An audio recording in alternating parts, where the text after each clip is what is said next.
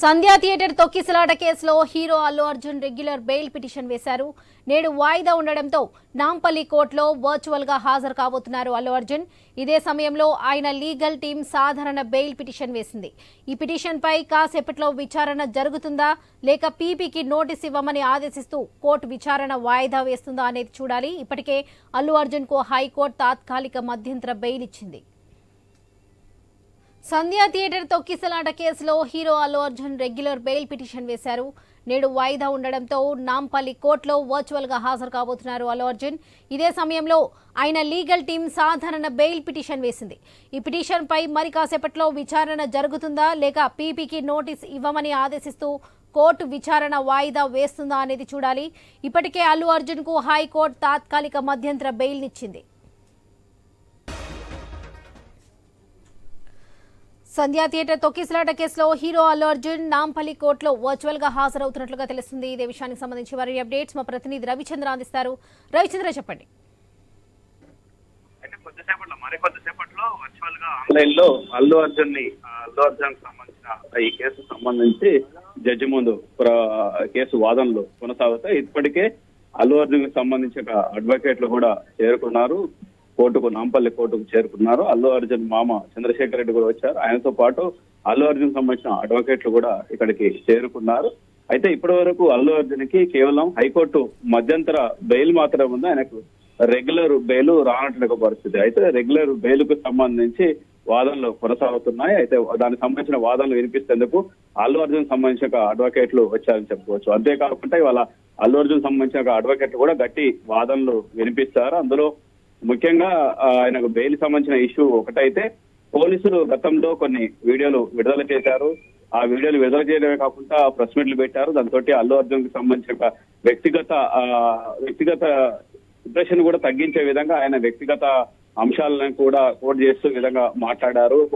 ముఖ్యంగా పోలీసులు ఆయనని తగ్గించే విధంగా మాట్లాడారన్న అంశాన్ని కూడా అడ్వకేట్లు ఇలా కోర్టు ముందు ఉంచుతారు. ఎందుకంటే కోర్టులో ఒక ఇష్యూ ఉన్నప్పుడు ఆ పోలీసులు కూడా వీడియోలు ఎలా విడుదల చేస్తారు, అవే సాక్ష్యాలు అయినప్పుడు అవి ఎలా విడుదల చేస్తారు, సాక్ష్యాలకు సమానమైనట్టుగా వీడియోలని మీడియా ముందు ఎందుకు ఉంచుతారు, మీడియాకు ఎలా విడుదల చేస్తారన్న కోణంలో కూడా ఇవాళ అల్లు అర్జున్ సంబంధించిన అడ్వకేట్లు బలమైనట్టుగా వాదనలు వినిపిస్తారు. దీంట్లో కావాలనే చేశారు. అంటే A11 గా ఉన్న అల్లు అర్జున్ ని టార్గెట్ పెట్టి ఈ విధంగా విచారణ చేపడుతున్నారు. విచారణ కోసం ఆయనకు ఈ అంశం మీద వాదనలు వినిపిస్తారు. అయితే ఇప్పటి వరకు అయితే అల్లు అర్జున్ కి బెయిల్ రాలేదు, రెగ్యులర్ బెయిల్ రాలేదు. ఆ అంశం మీద కూడా ఇవాళ కౌంటర్ దాఖలు చేస్తారు. అటు పోలీసులు కూడా కౌంటర్ దాఖలు చేస్తారు. అల్లు అర్జున్ కి బెయిల్ ఇవ్వద్దంటూ కూడా కౌంటర్లు వినిపించేట్టుగా ప్రయత్నం చేస్తున్నారు. ఎందుకంటే సినీ ఇండస్ట్రీకి సంబంధించిన ప్రముఖ హీరో కాబట్టి సాక్షులం కావచ్చు, మిగతా అంశాలని ప్రభావితం చేసే విధంగా ఉంటుంది. అందుకే ఆయనకు బెయిల్ ఇవ్వద్దంటూ కూడా ఇటు చిక్కడపల్లి పోలీసులు కూడా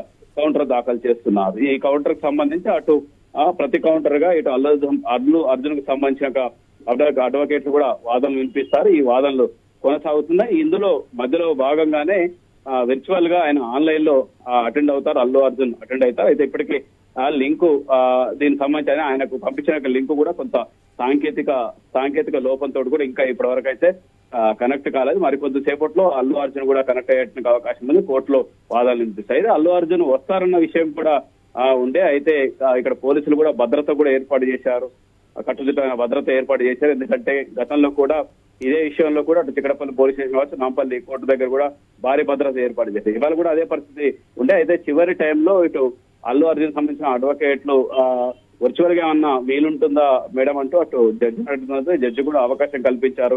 అక్కడి నుంచి ఇక్కడికి రావడం దారి కూడా ఉన్న సెక్యూరిటీ ప్రాబ్లం ఇక్కడ వచ్చిన తర్వాత కూడా అంటే నాంపల్లి కోర్టుకు వచ్చినట్టుగా సమయంలో ఆ తర్వాత కూడా ఇబ్బందులు, సెక్యూరిటీ ప్రాబ్లమ్స్ వస్తాయి.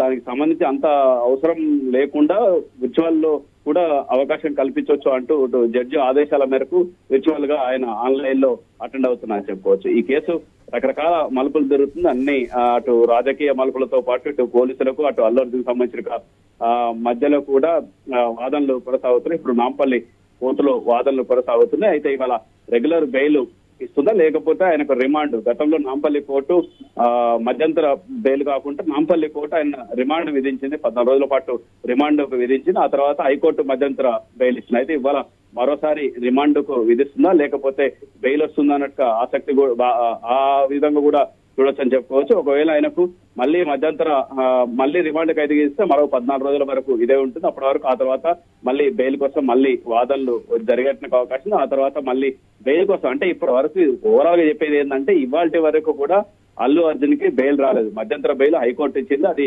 బెయిల్ కాకుండా మధ్యంతర బెయిల్ వచ్చినప్పుడు కూడా అదే విషయానికి సంబంధించి కింది కోర్టుకు హైకోర్టు మధ్యంతర బెయిల్ ఇచ్చింది కాబట్టి అదే అంశాన్ని కింది కోర్టుకు తెలియజేయాలి. కింది కోర్టు నుంచే బెయిల్ తీసుకోవాలి.